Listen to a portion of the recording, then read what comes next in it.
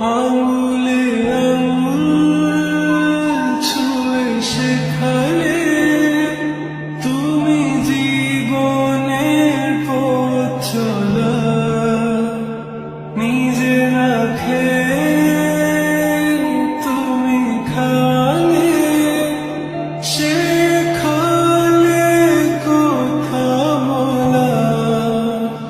বাবা তুমি আমার যত খুশির কারণ,